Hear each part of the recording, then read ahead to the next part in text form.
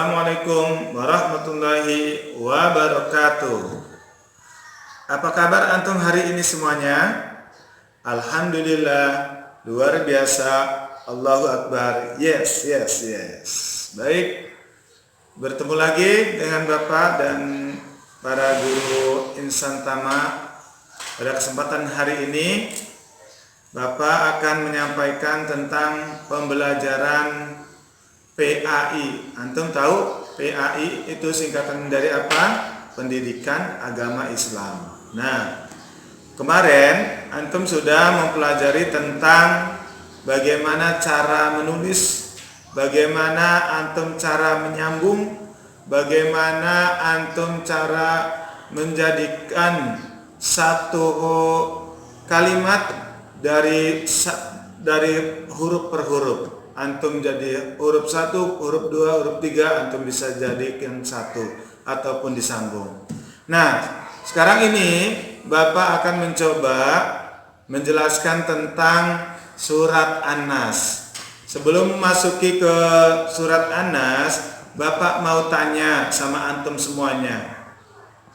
Bagaimana antum dengan kegiatan antum yang selama ini antum berada di rumah? Mungkin ada yang bisa memanfaatkan waktu, ada juga yang hanya menghabiskan waktu. Contoh memanfaatkan waktu adalah antum bisa diawali dengan aktivitas mengaji. Antum gunakan waktunya untuk mengaji. Siapa yang sering baca Al-Quran? Oh, itu berarti antum sudah memanfaatkan waktu. Kenapa antum setiap hari disuruh habis sholat duha antum melakukan tadarus? Kenapa? Karena dengan membaca Al-Quran itu merupakan suatu amal ibadah antum, dan setiap amal ibadah itu akan mendapatkan pahala. Nah, dengan membaca Al-Quran antum semua akan mendapatkan pahala. Siapa yang menggemar membaca Al-Quran hari ini? Ya, mudah-mudahan antum semua menjadi anak soleh dan solehah yang dapat memasuki surganya Allah Subhanahu wa Ta'ala. Baik, karena apa? Karena Allah menyukai kepada orang yang sering tadarus, orang yang sering membaca Al-Quran. Karena Al-Quran itu adalah kalamullah ataupun ucapannya Allah. Dan Al-Quran itu diturunkan ke Nabi Muhammad melalui malaikat Jibril dan disampaikan kepada kita selaku umatnya. Al-Quran merupakan kitab umat muslim atau kitab orang muslim. Jadi apabila kita berdasarkan Al-Quran, insya Allah hidup kita akan selamat. Nah, langsung saja Bapak di sini akan menjelaskan tentang surat An-Nas. Nah, antum tahu surat An-Nas itu surat yang keberapa? Oh iya, benar. Surat An-Nas itu adalah surat yang terakhir, Pak. Jumlah surat dari Al-Quran adalah 114 surat. Dan yang terakhir adalah surat An-Nas. Nah, sekarang Bapak sudah menjelaskan bahwasanya surat An-Nas itu adalah surat yang terakhir ataupun surat yang ke-114. Nah, Bapak mau tanya lagi nih sama antum semuanya. Apakah antum selama ini pernah mendengarkan surat An-Nas? Apakah antum sering melafalkan dari surat An-Nas sampai surat Al-Ahzab ataupun dari surat An-Nas sampai surat At-Takasur? Nah, mudah-mudahan antum semuanya memanfaatkan waktu libur ini untuk benar-benar memanfaatkan waktunya, dalam arti menggunakan waktu yang berguna. Contohnya apa? Antum mulai dari pagi, bangun pagi, sholat subuh, dan juga beraktivitas. Setelah beraktivitas antum bisa sholat duha, dan sehabis sholat duha kita akan mempelajari matematis ataupun yang sekarang ini adalah PAI. Nah, PAI pembelajarannya hari ini apa? Pembelajaran PAI hari ini adalah antum dikenalkan dengan surat An-Nas. Antum ingat, surat An-Nas itu adalah surat yang ke-114. Kalau antum pernah dengar, surat An-Nas itu ada berapa ayat, Pak? Surat An-Nas itu ada 6 ayat. Surat An-Nas ada 6 ayat. Apa sih arti An-Nas? Arti An-Nas adalah manusia. Nah, di situ juga antum dijelaskan tentang bagaimana antum kepada pencipta antum. Nah, antum sebagai manusia adalah makhluk antum yang diciptakan. Pasti ada yang buat, yang menciptakan yaitu adalah Allah Subhanahu wa taala. Contohnya apa? Antum sering sarapan pagi, misalkan bubur ataupun yang lainnya, pasti itu ada yang bikin. Begitu juga seperti An-Nas, manusia ini. Siapa yang bikin manusia? Manusia yang bikin adalah Allah. Dan Allah juga punya kalamullah. Atau apa itu kalamullah? Adalah perkataan Allah ataupun yang disebut dengan Al-Quran. Nah, apabila antum menyukai Al-Quran, antum sering membacakan Al-Quran, antum sering tadarus Al-Quran, insya Allah Allah juga akan senang. Kalau Allah akan senang, surganya pun akan terbuka. Nah, harus antum perlu ingat, kenapa sih di sekolah kita ini harus tiap hari qiraati, Senin, Selasa, Rabu, Kamis, antum harus qiraati, antum harus dihubungi. Nah, kenapa? Karena dengan pembacaan qiraati itu adalah pengenalan dasar. Antum dikenalkan dengan huruf-huruf Al-Quran. Antum belajar mulai melafalkan bacaan Al-Quran.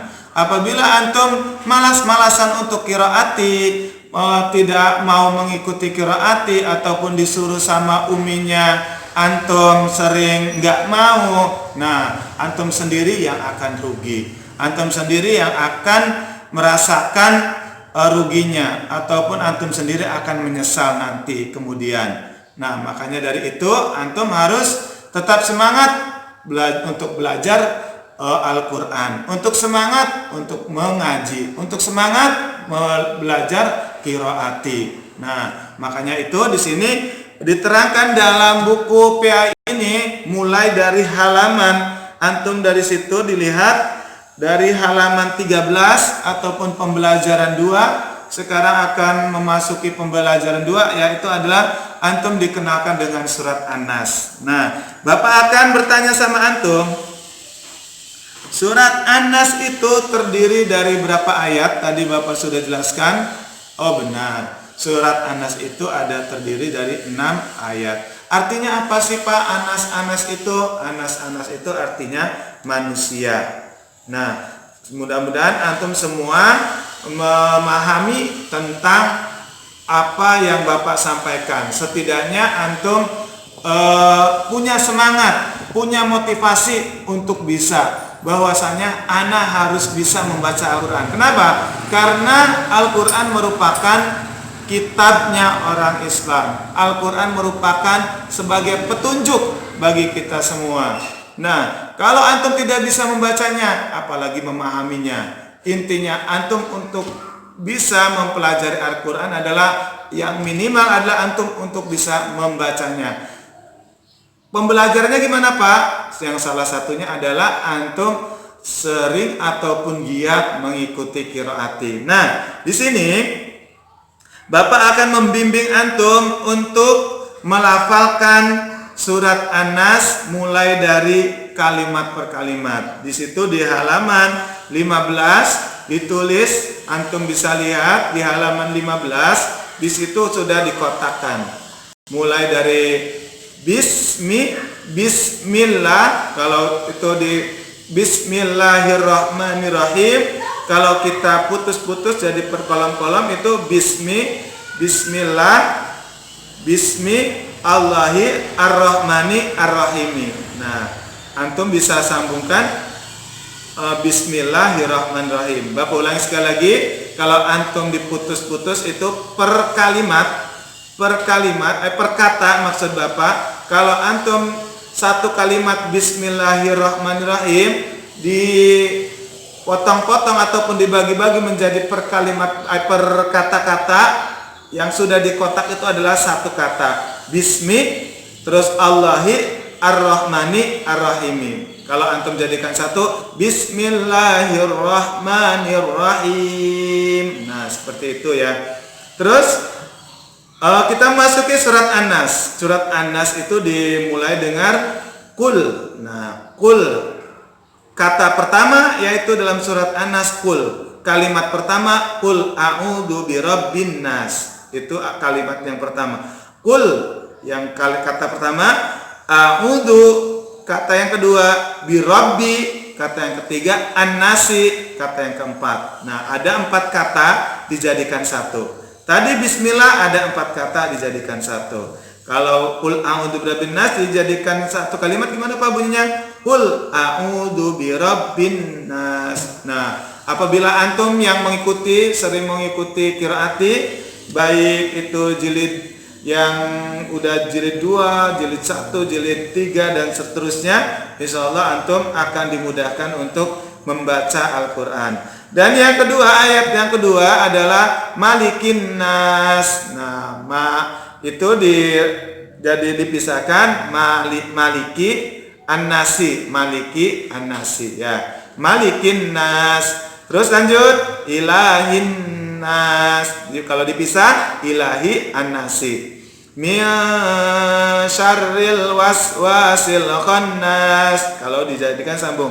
Kalau diputus-putus atau diperkata min syarri al-waswasi al-khannasi. Nah, alladzi yuwaswisu fi sudurin nas. Dipisah alladzi yuwaswisu fi suduri an-nasi. Nah, minal jinnati wan nas. Dipisah mina al-jinnati wan nasi. Nah, itu adalah pengenalan surat An-Nas. Surat An-Nas itu ada 6 ayat dan antum bisa dilihat di buku ini per kata dia disusun per kata. Bismi Allahi ar-Rahmani ar-Rahimi. Itu yang sudah seperti di qiraati. Mungkin di jilid 1, 2, di jilid 2 maksud Bapak 2, 3 atau ke sana itu sudah per kata-kata itu udah disusun. Kalau untuk jilid 1 mungkin untuk yang waktu pembelajaran yang pertama itu untuk mengenalkan huruf dan cara menyambungnya. Dan yang kedua tadi sudah diputus-putuskan ininya apa kata-katanya sekarang adalah berkalimat. Nah, di situ melafalkan surat An-Nas per ayat. Nah, kamu telah lancar melafalkan per kalimat, sekarang saatnya melafalkan per ayat. Tadi per kalimat, sekarang per ayat. Kemudian ikutilah dengan sungguh-sungguh melafalkan secara berulang-ulang. Nah, antum di rumah bisa didampingi sama Umi, sama Abi, ataupun kakak yang sudah bisa, antum mencoba melafalkannya. Nah, dicoba. Jangan antum malu-malu, jangan antum merasa remeh. Nah, itu yang tidak boleh. Kenapa? Karena remeh itu sifatnya syaitan. Kenapa syaitan itu adalah yang dia takabur. Kenapa takaburnya Pak? Nah, dia suruh sujud ke Adam aja dia enggak mau. Nah, karena dia takabur. Apalagi antum sebagai orang Islam kok masa disuruh membacakan surat An-Nas antum malu, antum enggak mau, antum remeh. Nah, makanya antum coba melafalkan surat An-Nas. Dan lagi kalau antum membacakannya, antum akan mendapatkan pahala. Sekarang kita akan per ayat. Bismillahirrahmanirrahim. Qul a'udzu birabbin nas, malikin nas, ilahin nas, min syarril waswasil khannas, alladzi yuwaswisu fi sudurin nas, minal jinnati wan nas. Nah, itu adalah per ayat. Bapak sampaikan per ayat. Nanti antum di rumah dicoba.